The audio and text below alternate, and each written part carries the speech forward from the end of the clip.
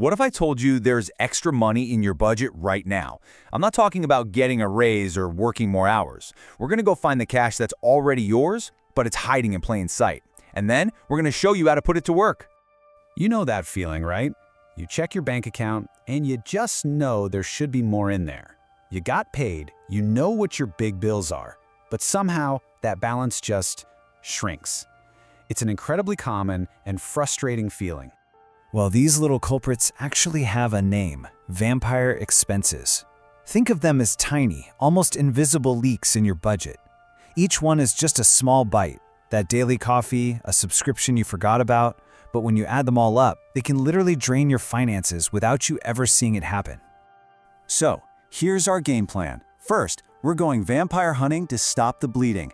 Then, we'll hit the grocery aisles, a place where, honestly, small changes make a huge difference. After that, we go on a real-life treasure hunt for money you're owed, uncover hidden tax deductions, and finally show you how to make all that money you found start growing.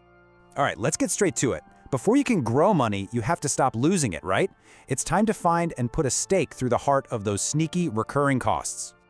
I'm willing to bet some of these look familiar. We're talking about that streaming service you signed up for with a free trial and just forgot about?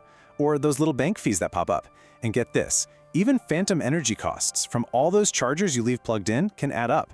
Your best defense? A ruthless audit of your bank statements. If you don't use it or don't recognize it, it's time to cancel. Okay, next up, let's head to one of the biggest battlegrounds for your budget, the grocery store. Now, this isn't about eating less, it's about shopping a whole lot smarter to save some serious cash.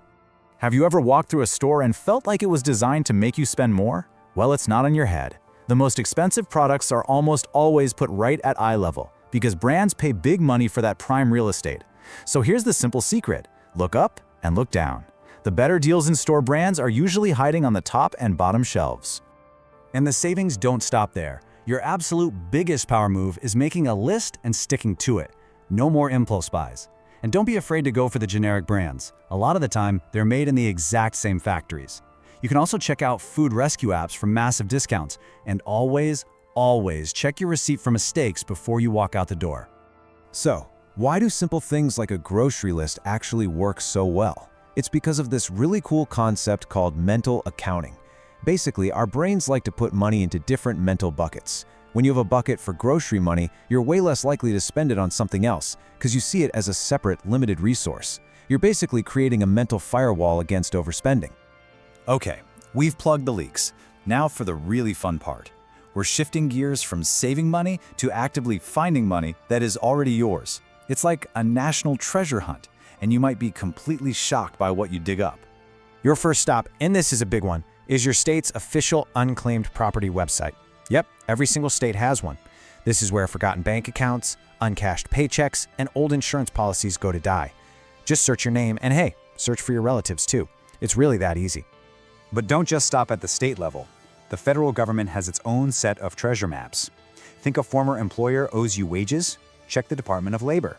Had a pension with a company that went out of business? The Pension Benefit Guarantee Corporation is the place to look. From old tax refunds to funds from failed banks, there is a specific database for pretty much everything. Sticking with this theme of reclaiming what's yours, let's talk about taxes. This is another huge area where millions of people leave money on the table every single year, all because they just don't know what they're allowed to claim. Okay, get ready for this number. $2,700. What if I told you that's the average amount of money people are just leaving behind with the government? That's not a typo. That is the average credit that 1 out of every 5 eligible taxpayers completely misses out on. That is a staggering amount of cash just sitting there simply because people aren't aware of all the deductions and credits that are out there for them. And this is exactly why it pays to look beyond the standard deduction.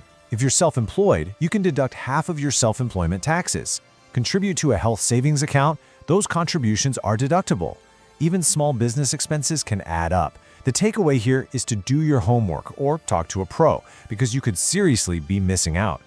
So, you've hunted the vampires, you've outsmarted the grocery store, and you've reclaimed money that was yours to begin with. You found all this hidden cash. So now what? Well, now you make it work for you. Welcome to the world of micro-investing.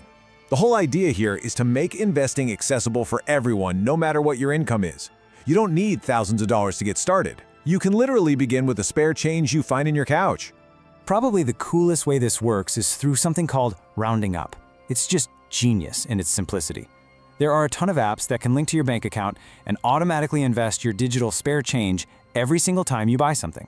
Here's the perfect example. Let's say you buy a coffee for $2.75. The app sees that, rounds the purchase up to an even $3, and automatically invests that extra 25 cents for you.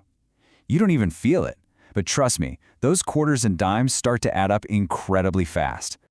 This is so powerful for a few reasons. First, anybody can do it.